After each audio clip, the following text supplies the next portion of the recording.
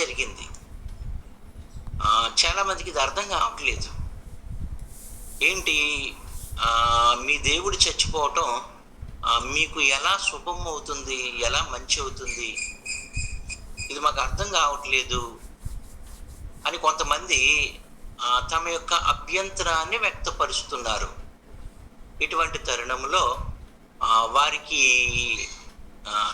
శుభం అంటే యేసుక్రీస్తు వారు చనిపోవటం వల్ల ప్రపంచానికి మంచి అనేది ఎలా జరిగిందో వివరించి చెప్పవలసిన బాధ్యత ఎవరి మీద ఉందంటే క్రైస్తవులమైన మన మీద ఉంది.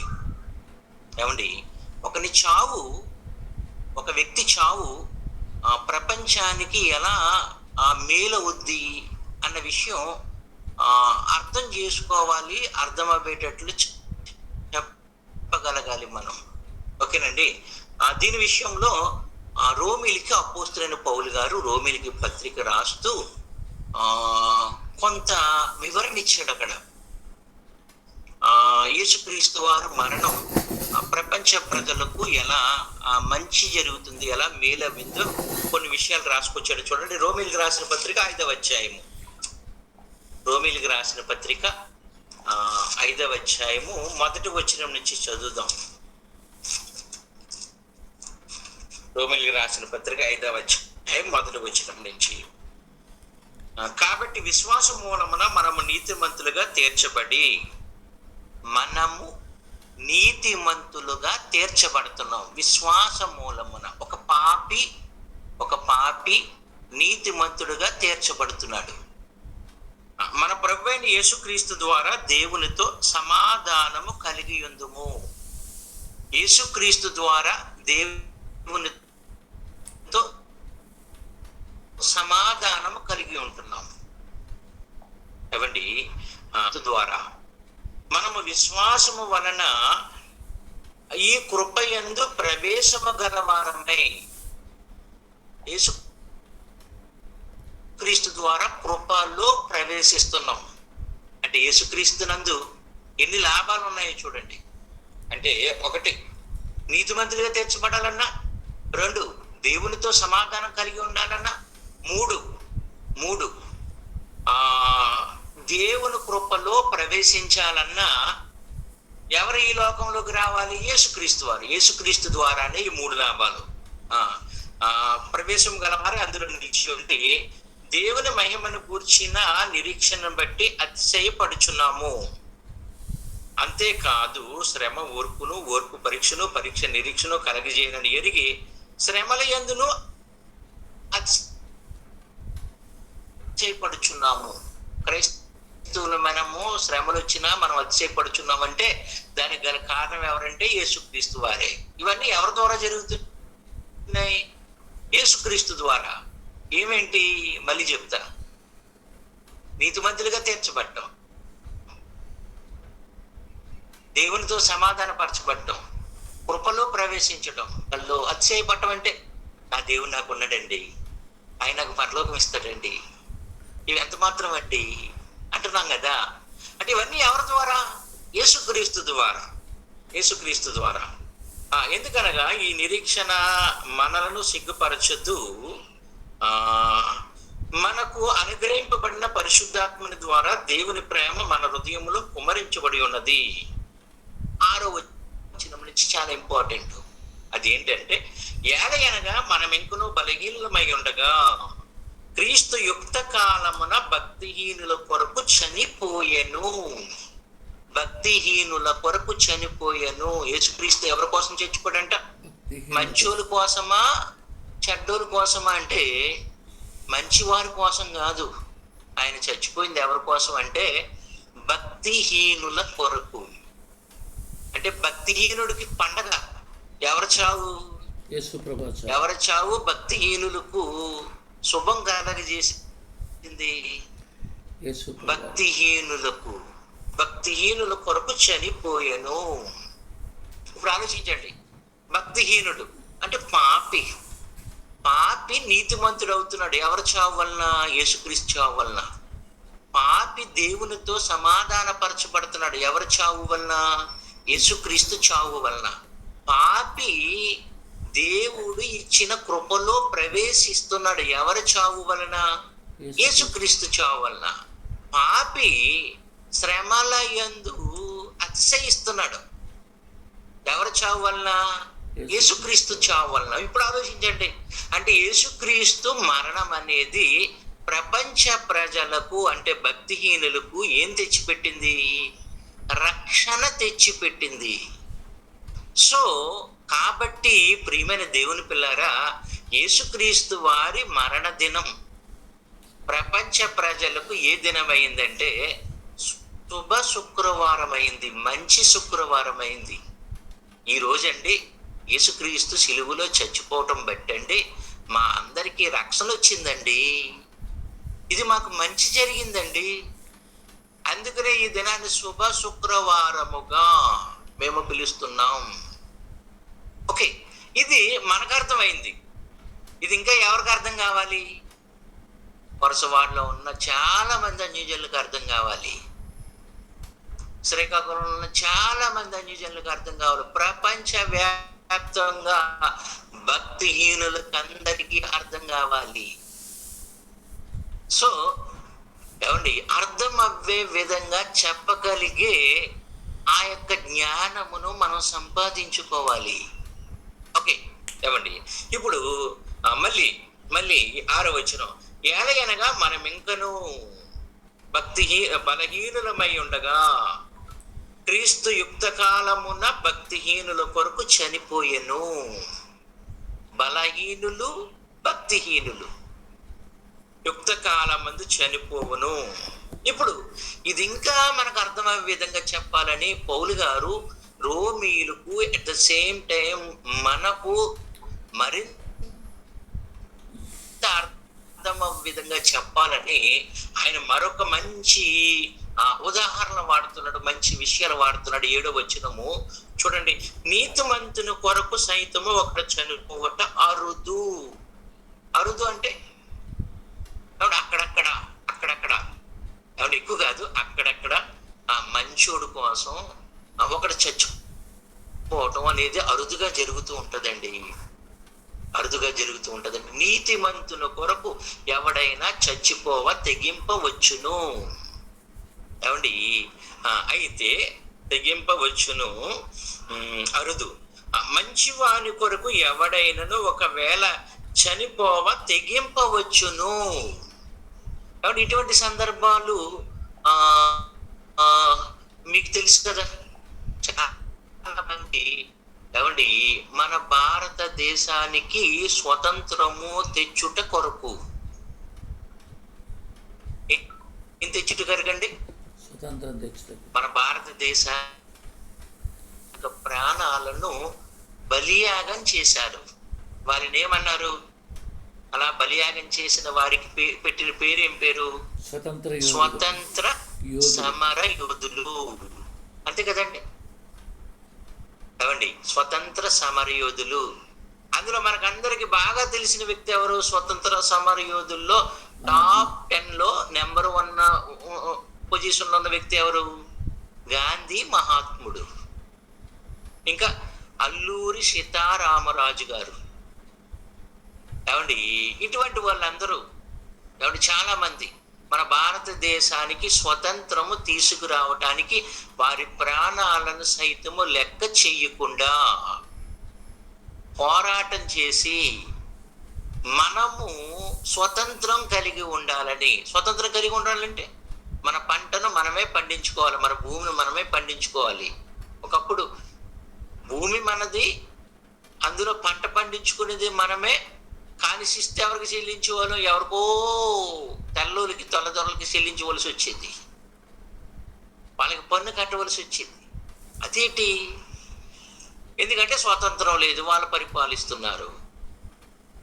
ఏమండి, సో ప్రియమైన దేవుని పిల్లారా, కొంతమంది ప్రాణత్యాగం చేశారు. అలా ప్రాణత్యాగం చేయటం బట్టే మన భారతదేశానికి ఏమొచ్చిందంటే స్వతంత్రం వచ్చింది. మరి యేసుక్రీస్తు వారు కూడా ఏం చేశారు? ప్రాణత్యాగం చేశారు. ఎవరి కోసం?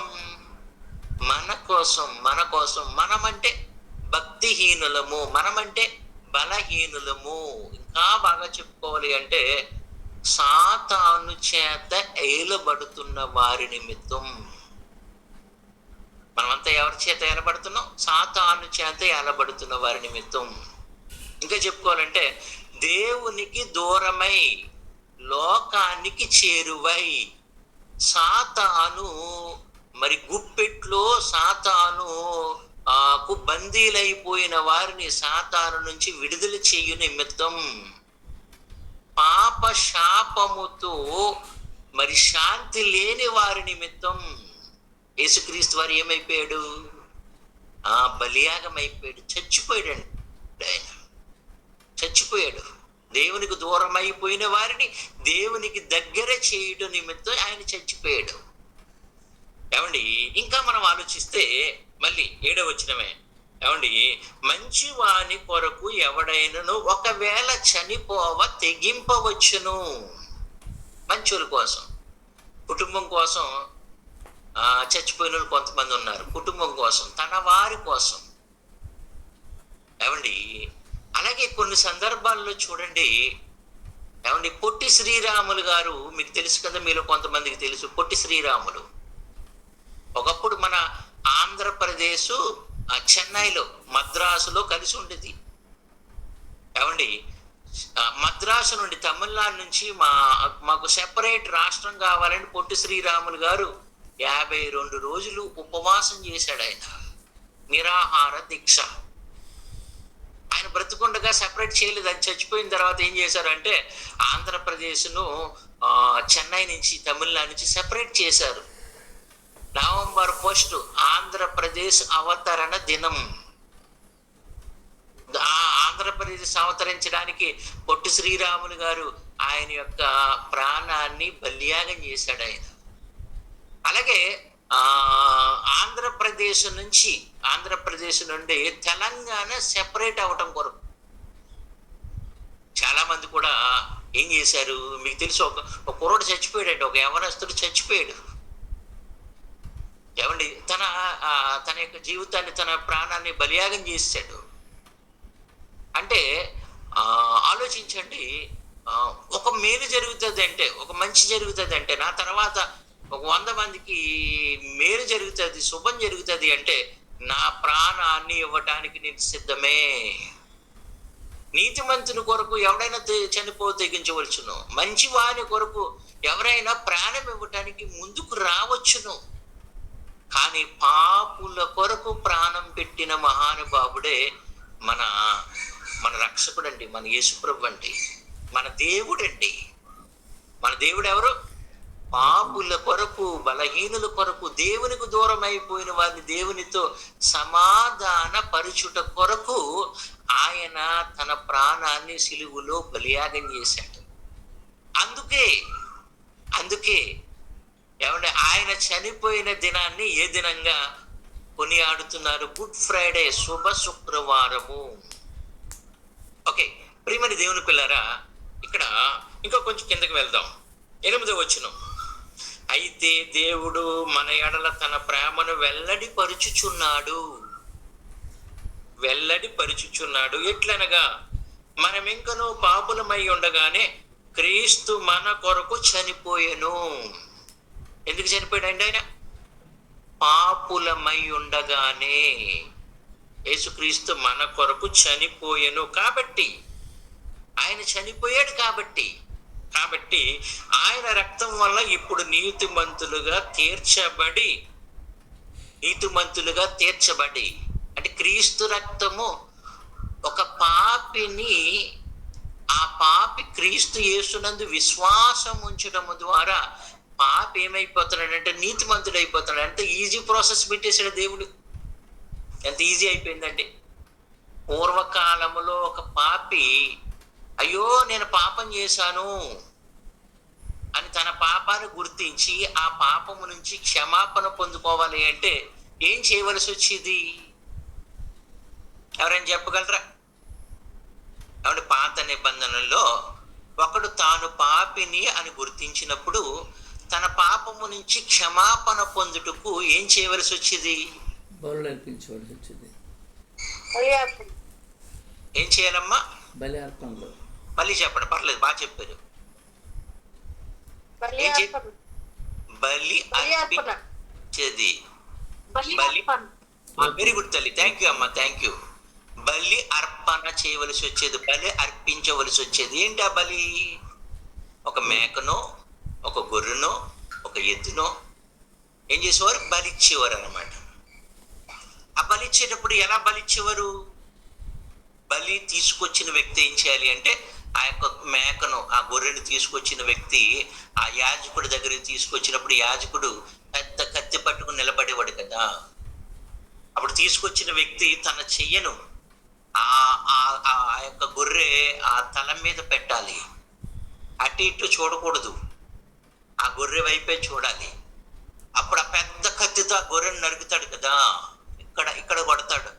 కొట్టగానే ఈ మొండెము నుంచి ఈ తల వేరైపోయినప్పుడు ఇక్కడ నుంచి ఆ రక్తం చిమ్ముతుంది అనమాట. ఆ గిజ గిజ గిజ ఆ కాలు గిజ గిజ గిజ కొట్టుకుంటాయి. అది ఆ వ్యక్తి అలా చూడాలి, అలా చూడాలి. చూసి తన మనసులో ఏం రావాలి అంటే, అయ్యో నా పాపాన్ని బట్టే కదా ఈ గొర్రె గిజ గిజ కొట్టుకుంటుంది,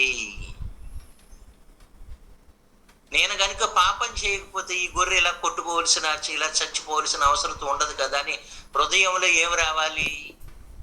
తన పాపాన్ని బట్టి పశ్చాత్తాపము రావాలి. పశ్చాత్తాపము అంటారు దాన్ని. అదే కొత్త నిబంధనలో ఆ పదానికి పేరేం పేరు?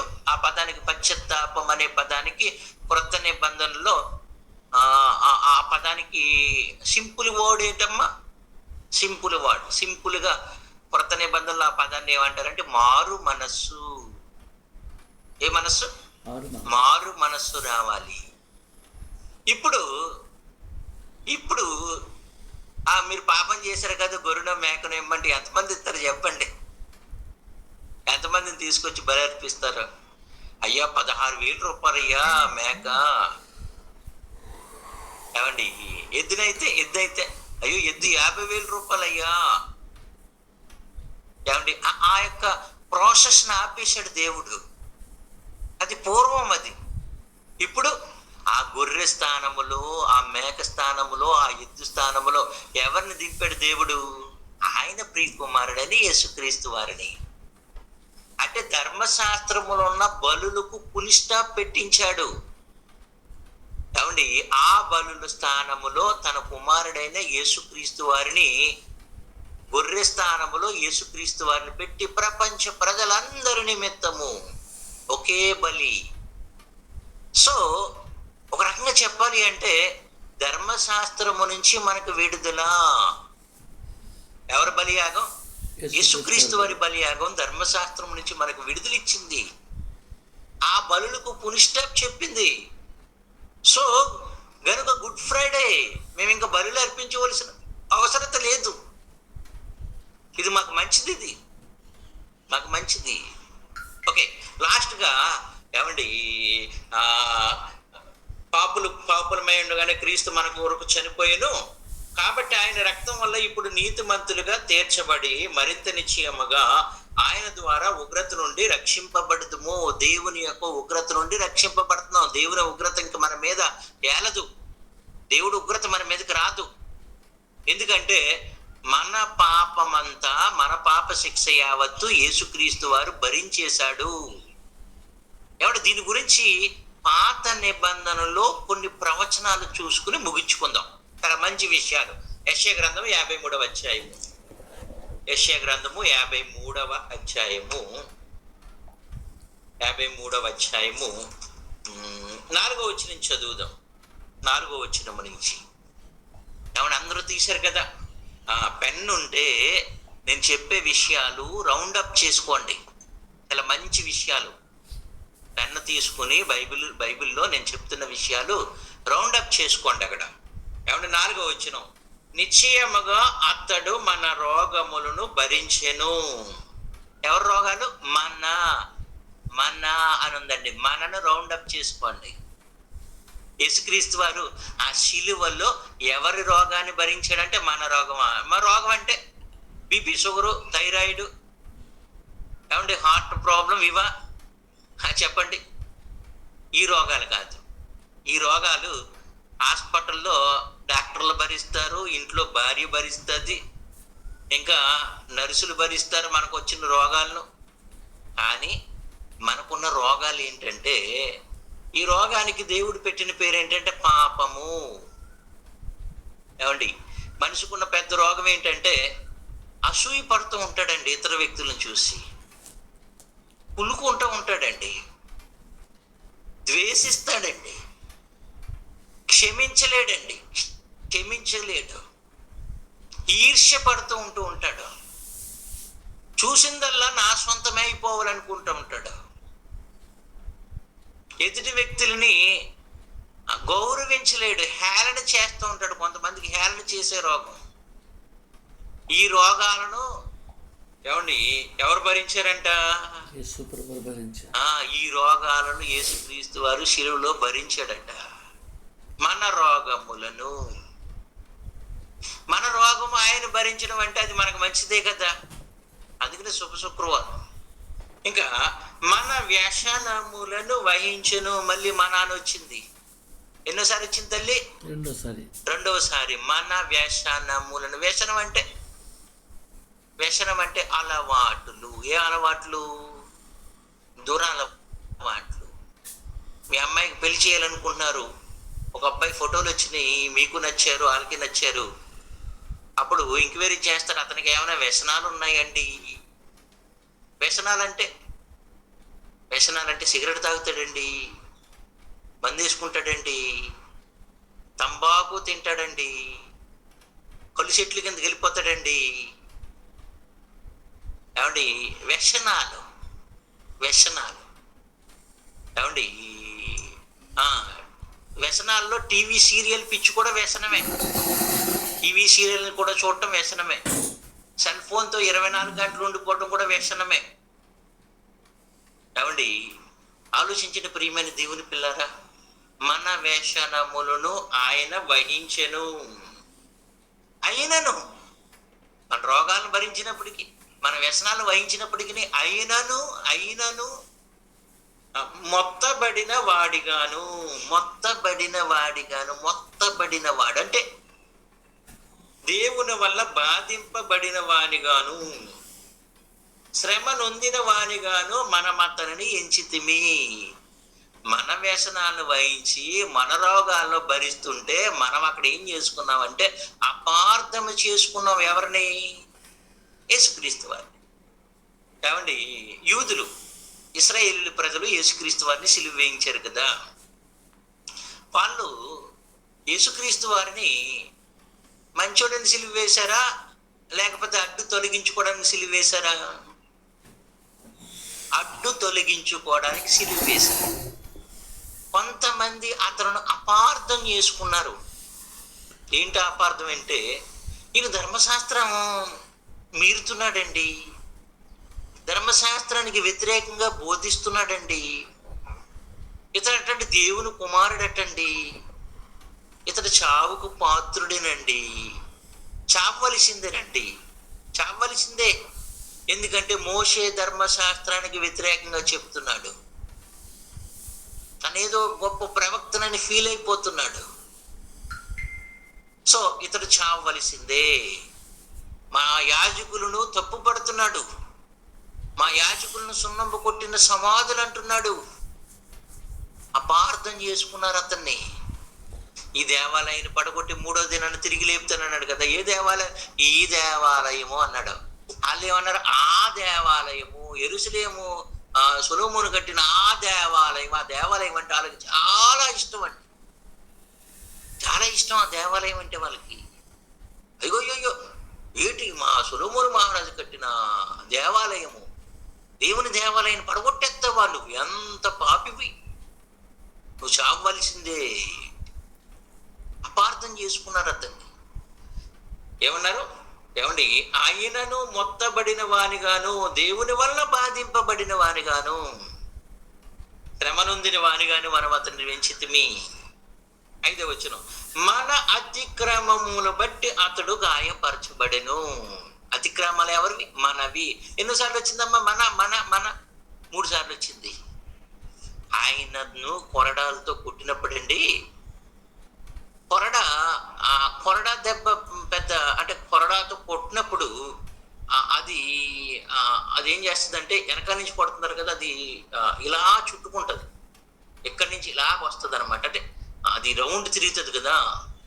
తోలు దట్టి కదండి కొరడ అంటే, తోలు దట్టి కొడుతున్నప్పుడు, వెనకాల నుంచి కొడుతున్నప్పుడు అది ఇలా తిరుగుతుంది. అంటే ఇక్కడి నుంచి ఇలా వస్తుంది అనమాట. ఏమండి, పడినప్పుడు దెబ్బ తగులుతుంది. పడినప్పుడు దెబ్బ కంటే లాగుతాడు కదండి, వెనక్కి లాగుతాడు కదా. వెనక్కి లాగినప్పుడు అండి, ఇక్కడ నుంచి ఇలా రాసుకుంటూ వెళ్తుందండి. అప్పుడు ఉంటాదండి బాధ. Passion of the Christ cinema చూశారు కదా. ప్రియమైన దేవుని పిల్లారా, ఆ చర్మానికి, ఆ తోలు దట్టికి మధ్య జరుగుతున్న ఆ రాపిడిని బట్టి అండి, చర్మం ఏమైపోద్దంటే చీలిపోద్దండి. ఆ చర్మం అంతా రెడ్డిష్ అయిపోద్ది. కొరడాతో కొడితే అదే పెద్ద సమస్య. బెత్తంతో కొట్టినప్పుడు దెబ్బ పడినప్పుడే బాధ, ఎవడు తీసినప్పుడు బాధ ఉండదు. ఇంకా ఇలా కొట్టారనుకోండి, ఇక్కడి నుంచి ఈ యొక్క నడుమంతా చుట్టుకుంటది కొరడ. లాగితే ఇలా లాగితే ఎంత బాధ అయిపోద్దండి నిజంగా. ఎవరి గాయములను బట్టి, ఎవరి నిమిత్తం గాయాలు? మన అతిక్రమములు అతన్ని గాయపరిచాయి. అంటే మన కొరకు. ఇంకా చూడండి, మన దోషములను బట్టి నలగొట్టబడెను. కాళ్ళలో చేతుల్లో మేకులు, తల మీద ముండ్ల కిరీటం, నలిగిపోయింది దేహం, నలిగిపోయింది తల. ఏమండి, ఆలోచించండి. పిడిగుద్దుళ్ళు, మన సమాధానార్థమైన శిక్ష అతని మీద పడెను.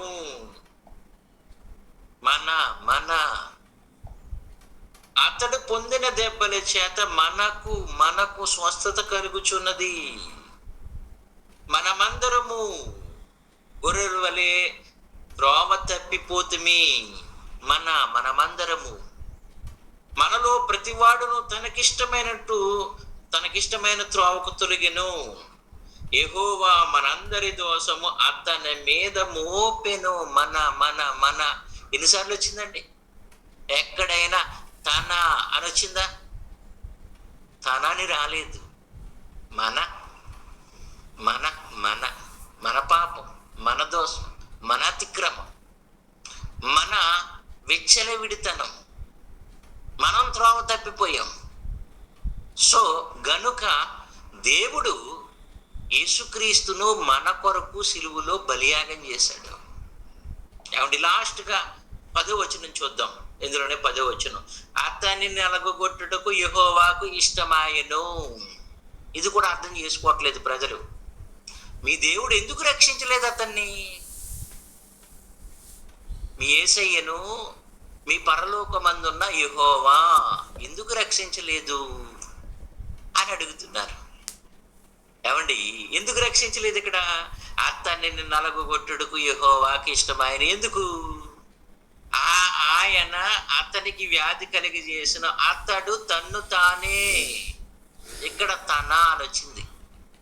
యేసుక్రీస్తు వారు తన్ను తానే అపరాధ పరిహారార్థ బలి చేయగా అతని సంతానము చూచెను. అపరాధ పరిహారార్థ బలి, చాలా మీనింగ్ ఉందండి ఇందులోని, చాలా మీనింగ్ ఉంది. అపరాధం ఎవరిది? మనది. పరిహారం ఎవరు చెల్లించారు? దేవుడు. పరిహారం చెల్లించింది ఎవరు? దేవుడు. ఏంటా పరిహారం అంటే, ఆయన కుమారుణ్ణి సిలువలో బలియాగం చేయటం. ఏమండి, అతడంటే యేసుక్రీస్తు వారు తన్ను తానే అపరాధ, అంటే మన అపరాధముల కొరకు యేసుక్రీస్తు వారు తన్ను తానే అపరాధమునకు పరిహారము చెల్లించాడు. పూర్వం అండి, ఎవరైనా ఒకరు తప్పు చేస్తే అయ్యా నా వల్ల తప్పు జరిగింది అయ్యా, మరి నేను తప్పు చేశాను కాబట్టి ఇదిగో ఇదిగో నా 2 మేక పిల్లల్ని ఇచ్చేస్తున్నాను పరిహారంగా, నేను చేసిన ఆ తప్పుకు పరిహారముగా ఈ 2 మేక పిల్లలను పరిహారముగా చెల్లించేస్తున్నాను. ఇప్పటికీ కొన్ని ప్రాంతాల్లో పెద్దల తీర్పులు తీరుస్తూ ఉంటారు కదండి. తప్పు జరిగినప్పుడు ఏం చేస్తారంటే, ఒరే 1,00,000 రూపాయల పరిహారం వేస్తున్నాను రా నీకు. ఎంత పరిహారం? 1,00,000 రూపాయల పరిహారం కట్టాలి. తప్పు వేశారంటారు, ఏమంటారు? తప్పు వేశారంటే 1,00,000 రూపాయలు తప్పు వేశారండి అంటారు కదా. ప్రపంచ ప్రజల అపరాధమునకు దేవుడే పరిహారం చెల్లించాడు. ఆ పరిహారం ఎవరంటే యేసుక్రీస్తు వారు. తన్ను తానే, నేను తండ్రి, ఒకే తండ్రి, నేనే పరిహారముగా వెళ్తాను,